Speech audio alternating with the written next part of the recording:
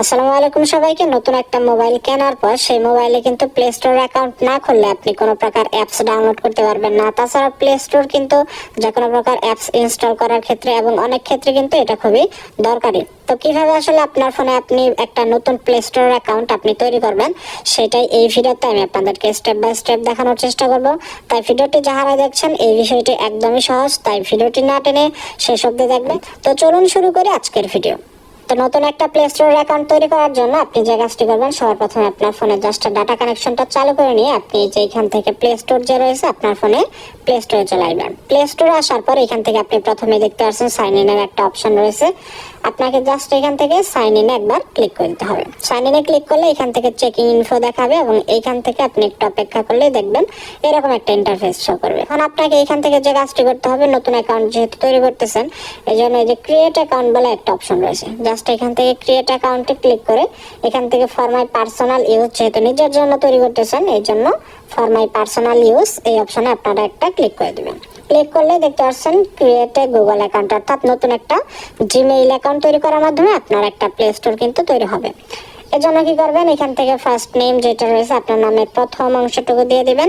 এরপরে যে এখান থেকে সারনেম যেটা রয়েছে জাস্ট এখান থেকে আপনি আপনার নামের যে শেষের অংশটুকু রয়েছে সেটুকু টাইপ করে দিবেন। এরপরে যে এখান থেকে নেক্সটের যে অপশন রয়েছে আপনাকে এখান থেকে নেক্সটে ক্লিক করে দিতে হবে। এইখানে আপনাকে আপনার যে জন্ম তারিখ রয়েছে সেটা কিন্তু দিতে হবে। তো এখানে আপনি জাস্ট আপনার যে জন্ম তারিখ রয়েছে এখানে আপনার ডে যেটা রয়েছে জন্ম তারিখ, এখান থেকে আপনাকে মাস সিলেক্ট করে দিতে হবে এবং এখান থেকে আপনার যে জন্ম সাল যেটা রয়েছে সেটা এখানে দিতে হবে। তো একটা অপশন আপনারা দেখতে পাচ্ছেন জেন্ডার বলে, তো জেন্ডার অপশনে ক্লিক করলে এখান থেকে আপনি ছেলে হয়ে থাকলে জাস্ট এখান থেকে আপনি মেল অপশন সিলেক্ট করবেন এবং মেয়ে হয়ে থাকলে জাস্ট এখান থেকে ফিমেল অপশন সিলেক্ট করবেন। তো আপনি ছেলে হয়ে থাকলে মেল অপশন সিলেক্ট করে এখান থেকে আপনি নেক্সটে ক্লিক করে দিবেন। এখান থেকে আপনি নেক্সট অপশনে ক্লিক করলে এখান থেকে আপনি দেখতে পারবেন যে আপনার এখান থেকে ইউজার নেম সেট করতে বলতেছে।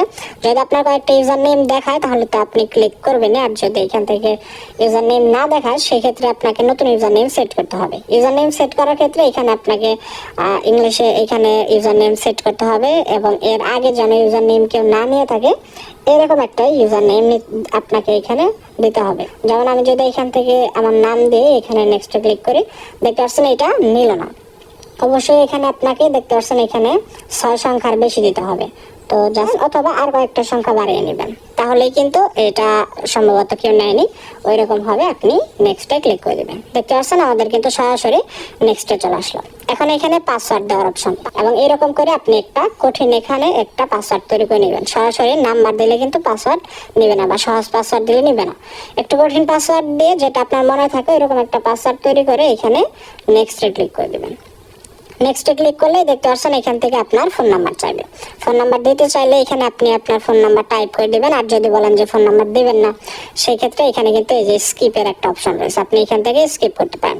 তো ফোন নাম্বার দিয়ে দিলেই ভালো। থেকে আমরা আমাদের ফোন নাম্বার দিয়ে দিয়েছি। ফোন নাম্বার দেওয়ার পর এখানে আপনি নেক্সটে ক্লিক করেন। এখান থেকে কোড আপনার চাই, তো সেই ক্ষেত্রে আপনার মেসেজে একটা কোড যাবে এবং সেই কোডটা আপনাকে বসা দিতে হবে। যেহেতু আমাদের কোড চাইলো না আমরা এখান থেকে নেক্সটে ক্লিক করতে পারবো। আপনার যদি কোড চাই মেসেজ আকারে আপনার ফোনে একটা কোড আসবে এবং সেই কোডটা বসিয়ে দিলেই হবে।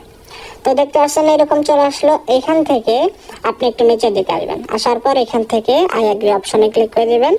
এখানে ক্লিক করে দিলে আপনি দেখতে পাচ্ছেন এটা কিন্তু নিয়ে নিয়েছে এবং এখান থেকে দেখতে পাচ্ছেন এটা সেট হচ্ছে। একটু অপেক্ষা করবেন। দেখতে পাচ্ছেন এখন কিন্তু আমাদের প্লে স্টোরটা রেডি। এখন আপনি প্লে স্টোর ঢুকলে দেখতে পারবেন প্লে স্টোরটা খোলা রয়েছে। এখান থেকে আপনি যে কোনো অ্যাপস ইনস্টল করতে পারবেন। তাছাড়া আপনার যে ইউটিউব রয়েছে তারপরে আপনার ফোনে আরও যে অ্যাপ্লিকেশন রয়েছে গুগলের সবগুলাতে কিন্তু আপনার এই জিমেইলটা অটোমেটিকভাবে সেভ হয়ে যাবে। যদি ভিডিওটা ভালো লাগে ভিডিওটিতে একটি লাইক দিয়ে চ্যানেলে সাবস্ক্রাইব করে সাথেই থাকবেন। তো আজকে এই পর্যন্তই। আল্লাহ হাফেজ।